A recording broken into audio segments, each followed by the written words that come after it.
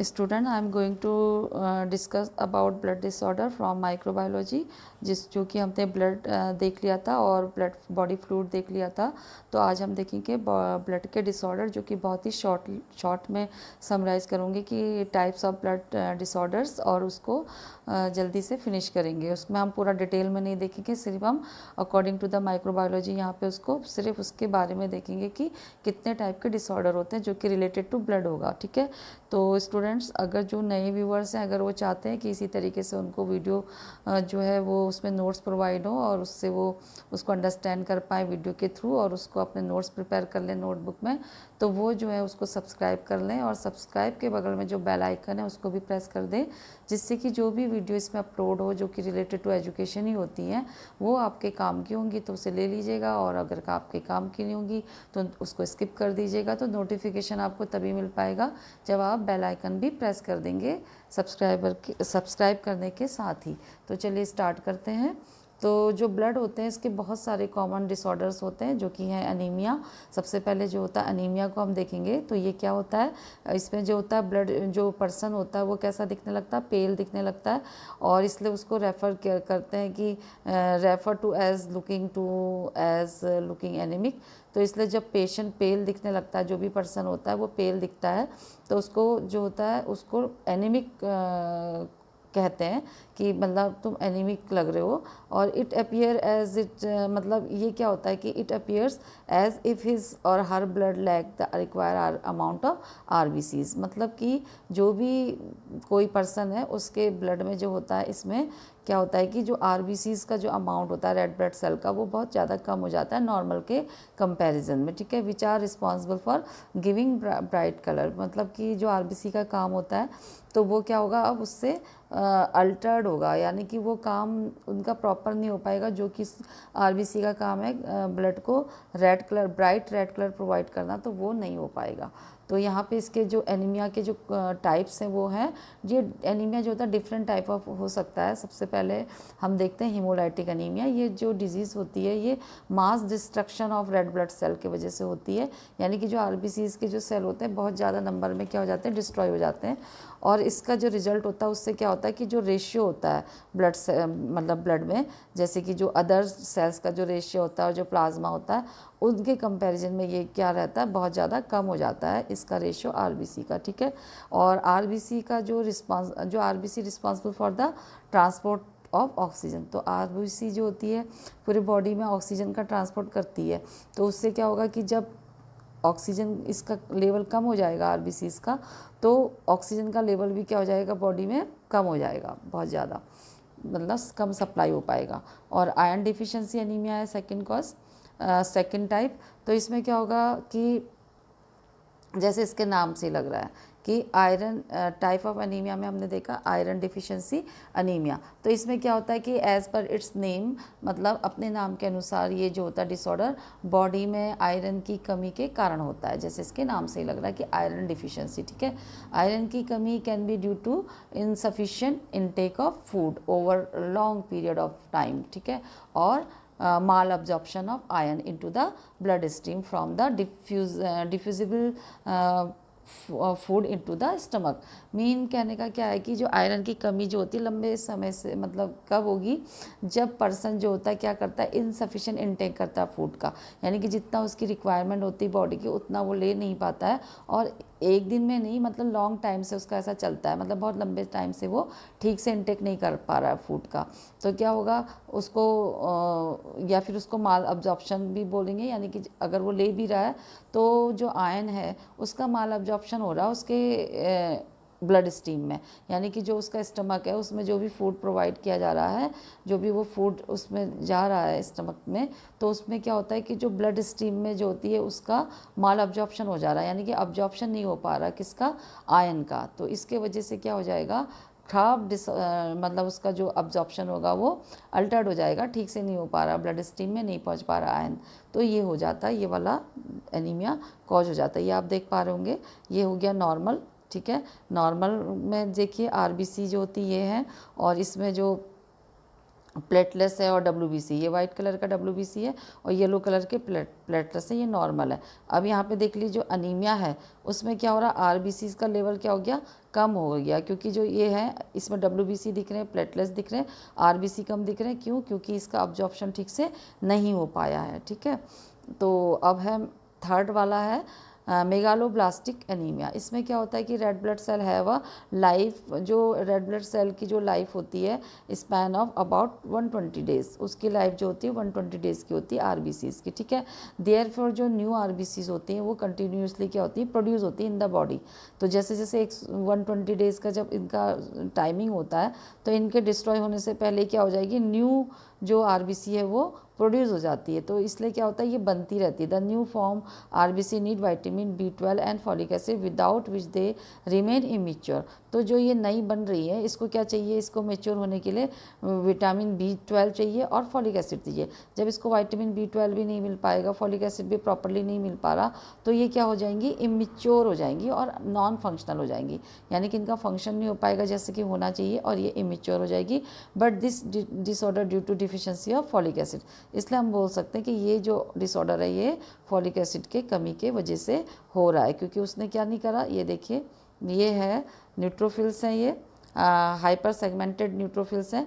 इसमें क्या हो रहा, अब आयरन की डिफिशियंसी होगी तो ये मेच्योर नहीं हो पा रही है सेल, और ठीक है, तो उसके वजह से क्या होगा कि आरबीसी का लेवल कम हो गया। ये है मेगालोब्लास्टिक एनीमिया और ये नॉर्मल में देखिए आरबीसी इतनी सारी हैं, और यहाँ पे क्या है, अब मेगालोब्लास्टिक में इनमें आयरन की डिफिशियंसी हो गई है, आयरन नहीं मिल पा रहा, ये सॉरी विटामिन B12 और फॉलिक एसिड इसको नहीं मिल पा रहा प्रॉपरली ताकि ये मेच्योर हो पाए। तो ये मेच्योर ही नहीं हो पाती है और नॉन फंक्शनल में रहती है, तो इसके वजह से ये folic acid deficiency anaemia megaloblastic anaemia होगा। ठीक है, पर्निशियस एनीमिया में क्या होगा कि maturation of RBC cell need both vitamin, जैसे हमने अभी फर्स्ट स्लाइड में देखा था कि मेच्योर होने के लिए हर आरबीसी को क्या चाहिए, विटामिन B12 और फॉलिक एसिड चाहिए उसको। ठीक है, but this disorder due to the deficiency of the vitamin B12 is called the pernicious anaemia.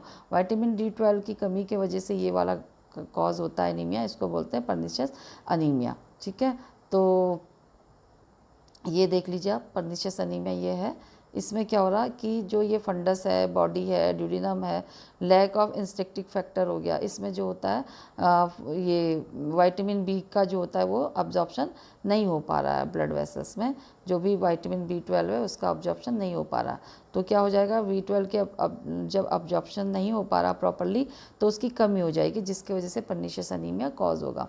अब प्लास्टिक एनीमिया में क्या होगा कि प्लास्टिक एनीमिया में जो होता है ये होगा कि RBC are the produce by the bone marrow. ठीक है, जो सभी को पता है कि जो आरबीसी होती है वो बोन मैरो के द्वारा क्या की जाती है, प्रोडक्शन उसका बोन मैरो में होता है, जहाँ पर कि जो कि लॉन्ग बोन होती हैं जैसे कि आर्म हो गई और लेग हो गई, उसकी जो बोन मैरो में जो प्रेजेंट होता है बोन मैरो, उसी से क्या होता है आरबीसी का प्रोडक्शन होता है। ठीक है, तो इसमें क्या होता है, जब कुछ केमिकल में जो भी कुछ केमिकल म्यूटेशंस हो गई, यानी कि कुछ सर्टन ड्रग्स हो गई जो कि ड्यूरिंग द कीमोथेरेपी यूज़ की जा रही हैं, या फिर कुछ ड्रग एडिक्शन हो गया ड्यू टू कोई एडिक्शन है, या फिर सम फूड एडिटिव्स हैं या कलरिंग एजेंट यूज़ कर रहे हैं, फूड कलरिंग एजेंट, उसको टेस्ट बनाने के लिए, उसको फ्लेवर देने के लिए कुछ फ्लेवर एजेंट है, या फिर कुछ प्रिजर्वेटिव्स हैं जो कि प्रिजर्व करने के लिए रखे जाते हैं मील फूड को काफ़ी लंबे टाइम तक का, ताकि वो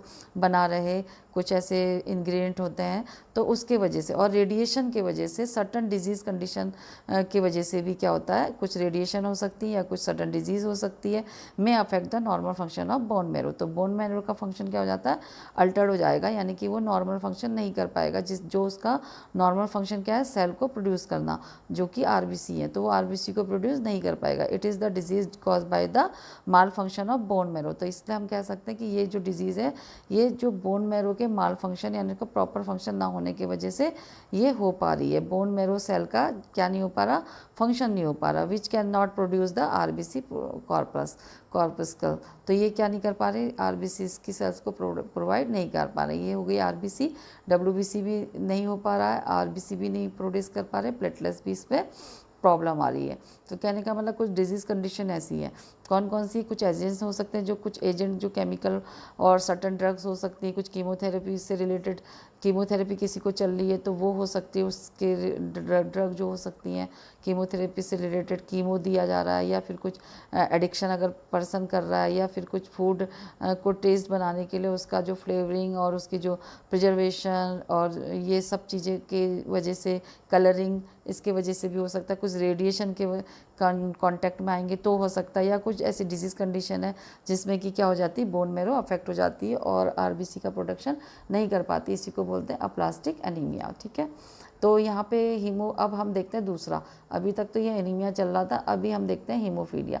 तो सेकंड जो डिजीज़ कंडीशन है, डिसऑर्डर है ब्लड का, हीमोफीलिया है। हीमोफीलिया में क्या होता है, ये हेरिडिटरी डिसऑर्डर है, हेरिडिटरी डिसऑर्डर है ये, और इसमें क्या होता है कि जो पर्सन होता है वो ब्लीड करने लगता है, और ब्लीड करने के साथ साथ इतना ब्लीड होता है कि कंट्रोल नहीं हो पाता और पेशेंट का डेथ तक हो जाती है, इवन विथ माइनर इंजरी।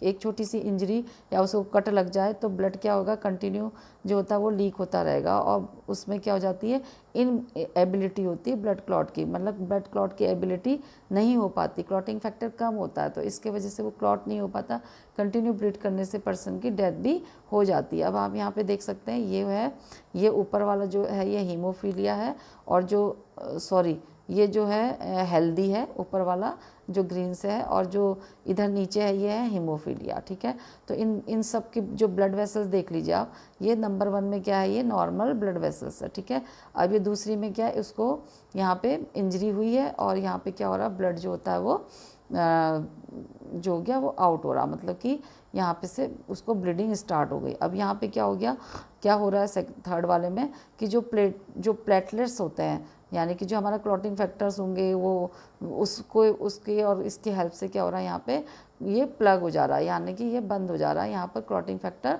बनने शुरू हो जाएंगे, प्लेटलेट्स जो होता है प्लग कर लेगा फॉर्मेशन का, इसका क्लॉटिंग करके। ठीक है, अब यहाँ पे क्या हो रहा है कि जो ब्लीडिंग है वो कंट्रोल हो गई, ये देखिए प्लग हो गया, मतलब ये यहाँ पे बंद हो गया, इसका जो ओपनिंग थी जहाँ से ब्लड क्लॉट के वजह से ये क्या किया, यहाँ पे ब्लड को मतलब जो बह रहा था वो रुक गया। ठीक है, तो ये हो गया नॉर्मल। अब यहाँ पे देखिए, जब आपने देखा होगा छोटा सा भी कट लगता है तो हम लोग कहते हैं कि 5-10 मिनट तक उसको प्रेस कर लीजिए, जिससे कि वहाँ पे क्लॉट फॉर्मेशन हो जाएगा और ब्लड जो ब्लीडिंग हो रही है वो रुक जाएगी। लेकिन हीमोफीलिया में ऐसा नहीं है, यहाँ पे क्या हो रहा है, ब्लड नॉर्मल है, ये नॉर्मल सेल देख रहे हैं आप लोग, नॉर्मल ल्यूबन है ब्लड वेसल्स। अब दूसरी वाली में क्या हो गया कि उसमें ब्लडिंग स्टार्ट हो गई। ठीक है, ड्यू टू एनी रीज़न वहाँ पे क्या हुआ, ये एक्टिवेट हो गया, ब्लीडिंग इसकी स्टार्ट हो गई। अब यहाँ पे क्या हुआ कि लैक ऑफ क्लॉटिंग फैक्टर, अब मैंने पहले ही बताया कि हीमोफीलिया में क्लॉटिंग फैक्टर की कमी हो जाती है, जिसके वजह से क्या होता है कि वहाँ पे जो प्लेटलेट्स होते हैं वो वीक प्लग कर रहे होते हैं, यानी कि वो ठीक से प्लग नहीं कर पा रहे होते, इस ओपनिंग को बंद नहीं कर पा रहे होते, फॉर्मेशन नहीं हो पाता क्लॉटिंग फैक्टर का, क्योंकि क्लॉटिंग फैक्टर क्या है, कम है। तो यहाँ पे क्या हो गया, अब ये सीधे सीधे क्या हो रहा है, यहाँ पे कंटिन्यूएशन में ब्लीडिंग होती चली जाएगी। जब यहाँ पे क्लॉट ने इसको बंद नहीं कर पाया, तो क्लॉट ही नहीं बन पा रहे हैं, तो यहाँ पे क्या होगा, क्लॉटिंग फैक्टर की कमी के वजह से क्लॉट नहीं हो पाया, उसके वजह से कंटिन्यूएशन में ब्लड आएगा और पेशेंट क्या हो सकता है, उसकी डेथ भी हो जाएगी। अब है पॉलीसाइथीमिया। पॉलीसाइथीमिया में क्या होता है, ये डिजीज़ है, एक डिजीज़ होती है पॉलीसाइथीमिया, विच में भी कंसिडर है कॉज ऑफ द एनीमिया, जो कि एनीमिया को कॉज करती है, ऐसा कंसिडर करते हैं। Cause, it is cause by the increase in the required number of the ratio of RBC. कहने का मतलब क्या है कि जो पॉलीसाइथीमिया है, इसमें क्या होता है कि जो पॉलीसाइथीमिया एक ऐसी डिजीज़ है जैसे कि जो एनीमिया का जो कॉज होता है वो कंसिडर किया जा सकता है इससे, मतलब इसको हम कह सकते हैं कि ये एनीमिक वाली डिजीज़ है, क्योंकि इसमें क्या होता है, इसको एक कारण माना जाता है एनीमिया का, क्योंकि ये जो होती है आरबीसी की जो रिक्वायरमेंट, जो रिक्वायर नंबर या रेशियो में क्या करती है, इंक्रीजिंग का कारण बन जाती हैं। ठीक है, मतलब कि ये जो होती हैं नंबर ऑफ जो आरबीसी होते हैं उसको इंक्रीज कर देती, cause by the increase the requirement number of the ratio of red blood cells, वो क्या हो जाते हैं अपने रेशियो से ज़्यादा हो जाते हैं, वो भी एबनॉर्मल में आता है। यानी कि ज़्यादा भी एबनॉर्मल आएगा और कम भी एबनॉर्मल में, मतलब नॉर्मल से बहुत ज़्यादा। तो आप देख पा रहे होंगे इस तरीके से फिर ये डिजीज़, मतलब ये कॉज करती है डिजीज़, देख पा रहे हैं आप। तो ये इस तरीके का ये कॉज हो जाता है इसमें ब्लड में, मतलब साइनस सिम्टम इस तरीके के आएंगे। अच्छा, ल्यूकेमिया में अगर हम देखें तो leukaemia is the uncontrolled increase the number of the ratio of leukocyte, यानी कि ल्यूकोसाइड मतलब WBC के मतलब वाइट ब्लड कॉर्पस्कल्स होते हैं, मतलब वो इसमें नंबर में ज़्यादा हो जाते हैं और अनकंट्रोल्ड इंक्रीज होते हैं बहुत ज़्यादा नंबर में, due to the several reason, ये बहुत सारे रीजन की वजह से हो सकते हैं। पर्टेनिंग टू द हेरिडिटी और इन्फेक्शन, मतलब हेरिडिटी की वजह से हो सकते हैं, इन्फेक्शन की वजह से हो सकते हैं। तो इनके नंबर क्या होते हैं RBC के बहुत ज़्यादा, WBC के बहुत ज़्यादा हो जाते हैं। और ये cancer of the bone marrow, जब बोन मैरो का कैंसर, जो बोन मैरो सेल्स का जो कैंसर होता है उसके वजह से ये इज़ अ टाइप, जो टिपिकल केस ऑफ ल्यूकेमिया। तो इस तरीके से जो ल्यूकेमिया के टिपिकल केस मतलब देखने को मिलते हैं। मतलब कहने का मतलब है कि बोन मैरो सेल का जो होता है कैंसर और ल्यूकेमिया का एक टिपिकल केस है। बोन मैरो जो होता है सेल का जो एबनॉर्मलिटीज़ है वो कैंसर और ल्यूकेमिया में ज़्यादा देखने को मिलेगी। तो ये है नॉर्मल, ठीक है, ये नॉर्मल है, आप देख पा रहे होंगे ये नॉर्मल है, ठीक है। और ये जो है इसमें रेशियो के अकॉर्डिंग RBC WBC सब है। और यहाँ पे क्या है, नंबर ऑफ WBC क्या हो गया, इंक्रीज हो गया, ठीक है। तो ये है ल्यूकेमिया। तो thank you guys for watching this video, and do like, share, comment and subscribe this channel, and goodbye, take care.